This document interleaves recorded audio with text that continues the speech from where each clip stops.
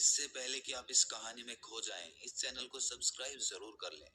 तो चलिए कहानी शुरू करते हैं। एक बार की बात है, एक आदमी के जीवन में सिर्फ दुख ही दुख थे। वो जो भी काम करता, उस बेचारे का वो काम पूरा ही नहीं होता। घर में आता तो घर में कलेश बना रहता। किसी से कोई मदद मांगता तो कोई उसकी मदद नहीं करता। ऐसा लगता था कि चारों ओर से दुखों का पहाड़ उसी पर टूट पड़ा है।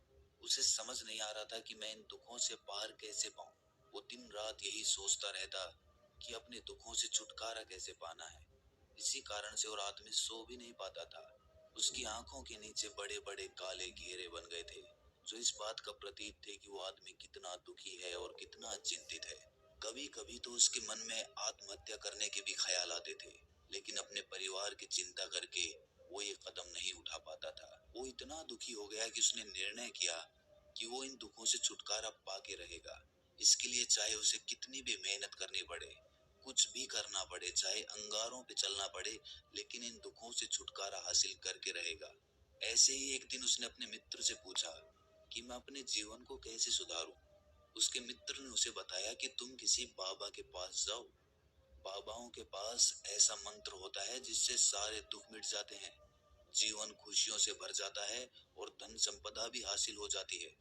तुम किसी ऐसे बाबा को ढूंढ लो, बस तुम्हारा काम बन जाएगा।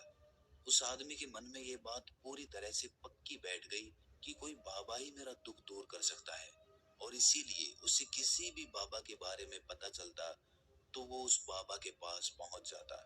उस बाबा को अपनी समस्या बताता और उससे उसका समाधान पूछता और कहता कि बाबा, मैं कुछ भी करने के लिए तैयार हूँ, लेकिन मेरी इन समस्याओं से मुझे छुटकारा दिला दीजिए। आप जो कहेंगे मैं वो करूँगा, लेकिन मेरे जीवन को सुधार दीजिए। बाबा उसे कुछ टोने टोट के बता देते थे करने के लिए, और बदले में दान दक्षिणा ले लेते थे कि ये टोना टोटका करने के बाद तुम्हारे घर में सुख शांति बनी रहेगी, बस इस टोटके को पूरी विधि के साथ करना।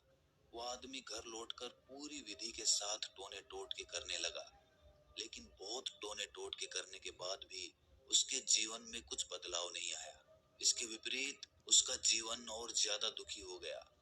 जो भी बाबा उसे टोना टोटका देता था, वो बदले में उससे दान दक्षिणा लेता था, जिससे उसका धन भी धीरे धीरे खत्म हो रहा था। इससे उसके जीवन में दुख और ज्यादा बढ़ गए। तब उसे लगा कि बाबाओं के पास जाने से तो मेरे जीवन में दुख कम होने की बजाय बढ़ते ही जा रहे हैं। तो मुझे क्या करना चाहिए? बाबाओं के पास जाऊं या ना जाऊं? फिर एक दिन एक आदमी ने उसे बताया कि तुम अपने घर में किसी पंडित को बुलाकर हवन करवा लो। हवन होगा, घर शुद्ध हो जाएगा। कोई भी बुरी ऊर्जा होगी घर में तो वो घर से बाहर चली जाएगी। किसी पंडित को बुलाकर पूरे विधि विधानों से मंत्रोच्चारण कराओ और हवन कराओ, जिससे घर में सुख शांति आए। उस आदमी के मन में ये बात बैठ गई और उसने एक पंडित को अपने घर पर बुलाकर हवन करवा दिया। हवन अच्छी तरह से संपन्न हुआ। बदले में पंडित ने भी अच्छी दान दक्षिणा ली और उसके